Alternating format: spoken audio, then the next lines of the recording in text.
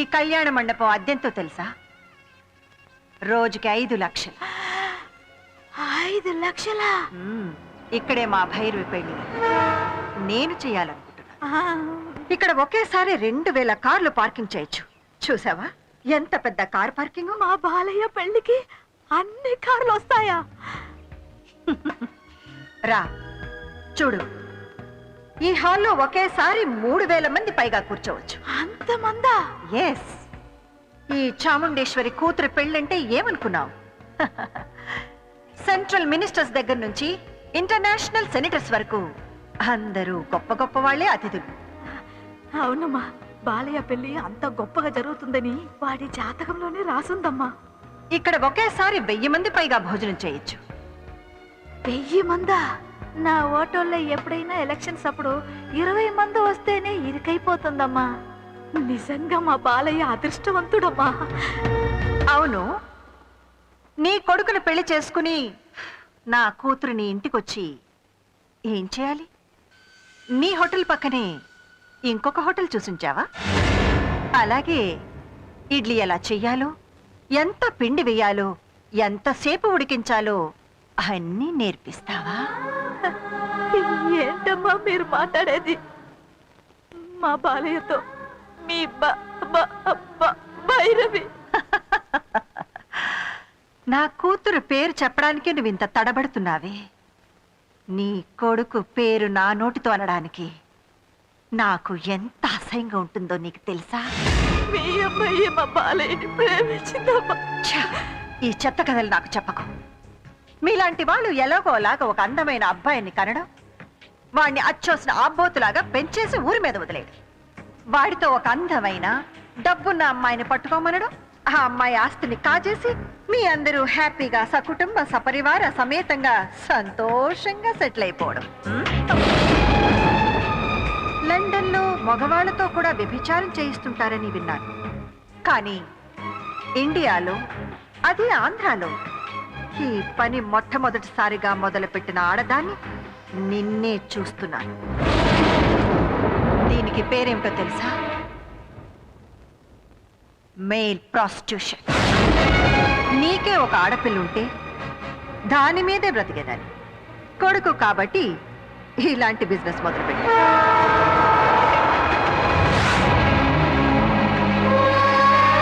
ఇది నీ కొడుకుతోనే మొదలా? నీ బ్రతుకు ఇంతేనా?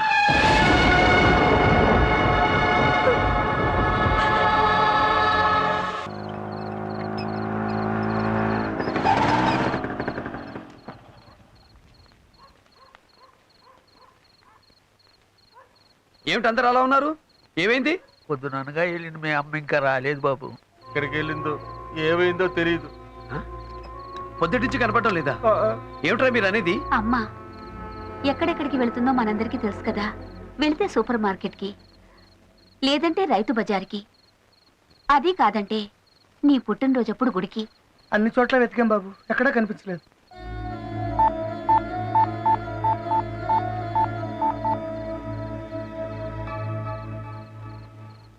నో రిప్లై వస్తుంది కదా?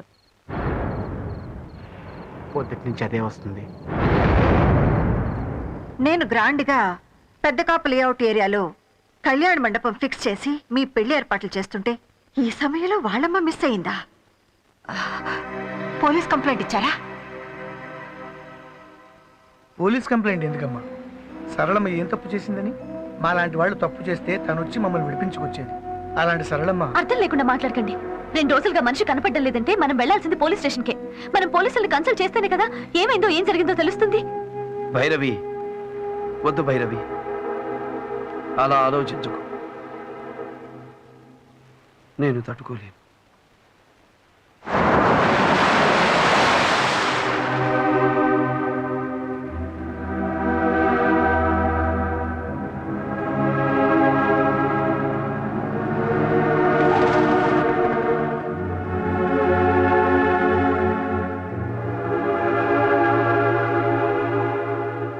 బాలయ్య, ప్రసాద్ అని మా బావ.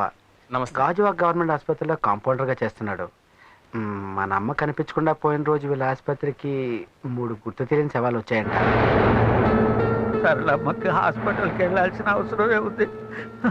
లేదు లేదు. ఒకసారి హాస్పిటల్కి వెళ్ళి చూడటంలో తప్పలేదు కదా.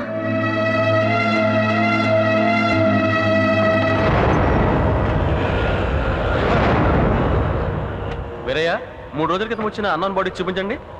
ఏ బాడీ? ఆ చుడిదార్ కూర పిల్లదా, రైలు కింద తలకాయ పెట్టిన కూరదా?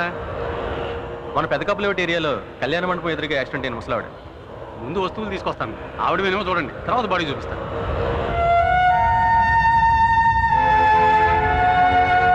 టెన్షన్ పడకు, ఖచ్చితంగా మీ అమ్మగారై ఉండరు.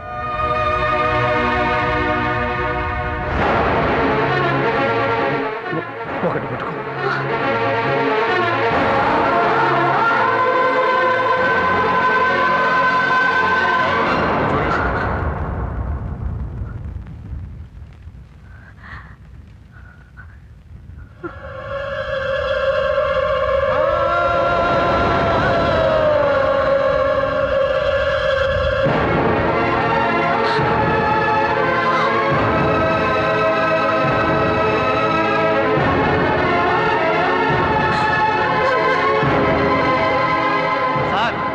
బాడీ చూపిస్తాను.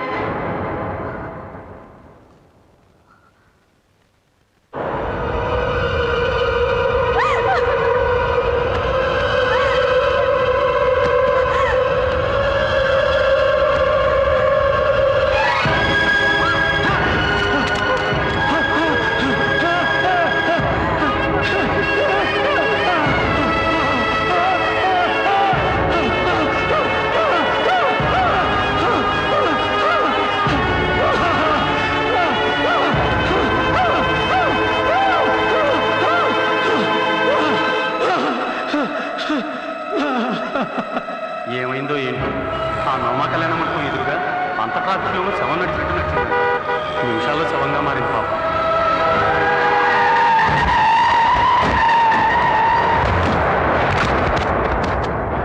నేను గ్రాండ్గా పెద్ద కాపు లేఅవుట్ ఏరియాలో కళ్యాణ మండపం ఫిక్స్ చేసి మీ పెళ్లి ఏర్పాట్లు చేస్తుంటే ఈ సమయంలో వాళ్ళమ్మ మిస్ అయిందా? ఆ నవమా కళ్యాణ మండపం రోడ్డు మీద పిచ్చి కొట్టినట్టు రోడ్డు దాటి సరళమ్మ చచ్చిపోయిందా? పెదకాపు లేఅవుట్ ఏరియాలో కళ్యాణ మండపం బుక్ చేశానని చెప్పావే, అక్కడికి నువ్వు మాత్రమే వెళ్ళావా? అవును, నేను మాత్రమే వెళ్ళాను. అబద్ధం. సరళమ్మని కూడా తీసుకునే వెళ్ళావు. ఎవరు చెప్పారు? సరళమ్మ చనిపోయింది ఆ కళ్యాణ మండపం ఎదురుగా ఉన్న మెయిన్ రోడ్లో అని ఎప్పుడైతే నాకు తెలిసిందో అప్పుడే ఆమె చావుకు కారణం నువ్వే అని తెలుసుకున్నాను. నో, ఆవిడ అక్కడికి తీసుకువెళ్ళింది, మాట్లాడింది నిజం. కానీ ఆవిడ చావుకి కారణం మాత్రం నేను కాదు. మరెవరు? ఆవిడ స్థితి పరిస్థితి మన అంతస్తుకు సరిపోమన్న నిజాన్ని ఆవిడ జీర్ణించుకోలేకపోయింది. అందుకే సరళమ్మ చనిపోయింది. నా దగ్గర అన్ని ఒప్పుకున్నట్టు మాట్లాడి ఆవిడ దగ్గర మరోలా మాట్లాడావు కదూ. నాకు ఇష్టమైంది మాత్రమే ఇంతకాలం చేసిన నువ్వు నాకిష్టం లేనిది నాకు తెలియకుండా చేశావు. అలాంటిదే ఇది కూడా. మాస్ డాన్స్ రీసెర్చ్ కోసమని ఆ హాస్టల్లో సెటిల్ అయ్యి అక్కడున్న ఒక లో క్లాస్ లేబర్ని ప్రేమిస్తే నేను ఒప్పుకుంటానా? అసలు నీ రేంజ్ ఏంటో మన లైఫ్ ఏంటో ఆ సరళమ్మ దాని కొడుకు తెలుసుకోవద్దా? మన ఆస్తి సముద్రం అంతా, వాళ్ళ బ్రతుకు గుడిసంతా. ఆ సముద్రం కోసం గుడిసె ఆశపడితే అది అందులోనే మునిగిపోతుంది. అదే సరళమ్మ విషయంలో కూడా జరిగింది. దీనికి నువ్వు నేను బాధపడవలసిన అవసరం లేదు. నువ్వు చేరాల్సిన స్కూలు, చదువుకున్న కాలేజ్, నువ్వు కట్టుకున్న చీర నుంచి నువ్వు కట్టబోయే మ్యూజిక్ కాలేజ్ వరకు 1000 డిజైన్లు చూస్తే గానీ డిసైడ్ చేయని మీ అమ్మ జీవితాంతం నిన్ను కట్టుకుని బ్రతకాల్సిన వాడు ఎలా ఉండాలో, వాడి రేంజ్ ఏంటో, వాడి స్టేటస్ ఏంటో తెలుసుకోకుండానే డిసైడ్ చేస్తుందని ఎలా అనుకున్నావు భైరవి? అన్ని స్థాయిలు ఆలోచించే మా నాన్నతో తాళి కట్టించుకున్నావు. మరెందుకు పెళ్ళైన 4 ఏళ్లకే వీధికేకి విడాకులు తీసుకున్నావు? సో నీ లైఫ్ సెట్ చేసుకోవడమే నీ వల్ల కాలేదు. నా లైఫ్ డిసైడ్ చేస్తావా? Shut up. ఈ చాముండేశ్వరి ఫ్లవర్ బొకే కొన్నా 5 స్టార్ హోటల్లో కొంటుందే గానీ ప్లాట్ఫామ్ లో కొందు. వాడి అమ్మ వాడు చచ్చినా బ్రతికినా ఒక ప్లాట్ఫామ్ గాని నీకు భర్తగా చేయడానికి చచ్చినా ఒప్పుకోను. ఒప్పుకున్నా ఇంకా కుదరదమ్మా. సరళమ్మ చావుకి కారణం నువ్వని తెలిసాక బాలయ్య నా మొహం కూడా చూడు. బాలయ్య నేను బ్రతుకు నేను కళ్ళు కూడా ఊహించుకోలేను. సరళమ్మ చావుని బాలయ్యకి నువ్వు బహుమతిగా ఇచ్చావు. అలాగే నేను కూడా నీకు బహుమతినివ్వబోతున్నాను. అతనికి అమ్మ లేదు, ఇక నీకు ఈ కూతురు కూడా లేదు. భైరవి, భైరవి, భైరవి! ఆగు! భైరవి! భైరవి! భైరవి! వద్దమ్మా! భైరవి! భైరవి! భైరవి!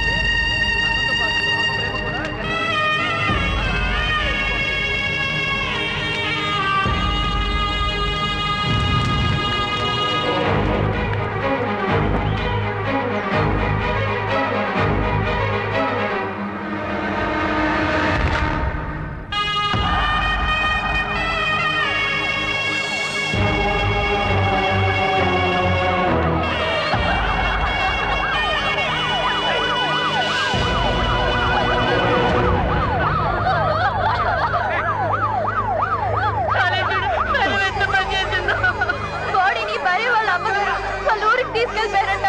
ఆఖరి చెప్పులు కూడా దక్కలేదు బాలయ్య.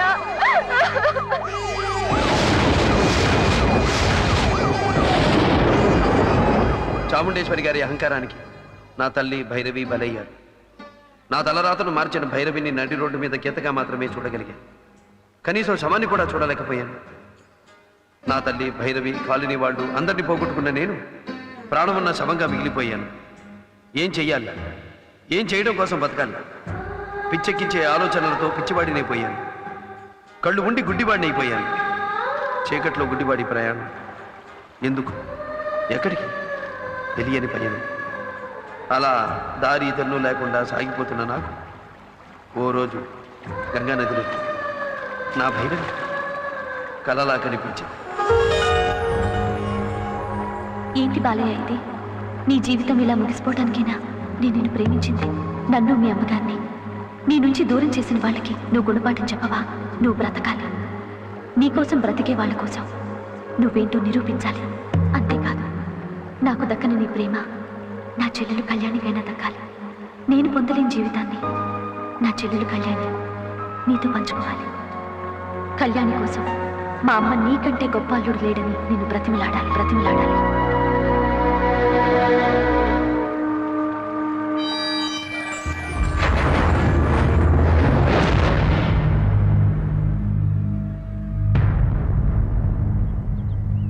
ఏ చాముండేశ్వరి ఈ బాలయ్య గురించి కేరా ప్లాట్ఫామ్ అని నీచంగా మాట్లాడిందో ఆ చాముండేశ్వరి నోటితోనే నన్ను నా ప్రతిభను పొగిడేలా చేశాను. ఏ చాముండేశ్వరి తన కూతుర్ని చేసుకునే అర్హత బాలయ్యకు లేదని నా నుంచి నా తల్లిని నా భైరవిని వేరు చేసిందో అదే చాముండేశ్వరి తన చిన్న కూతురు కళ్యాణిని పెళ్లి చేసుకోమని బతిమిలాడేలా చేశాను.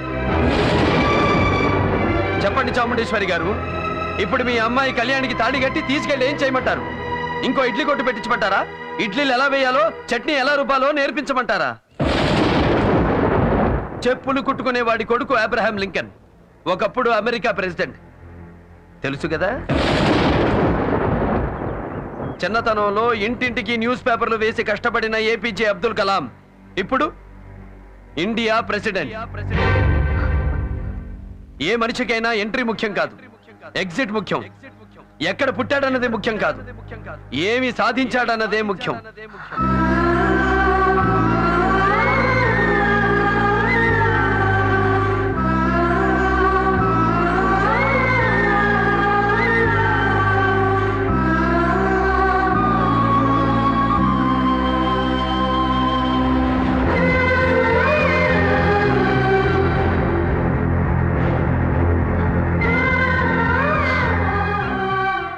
గణ గణ గణ జన జన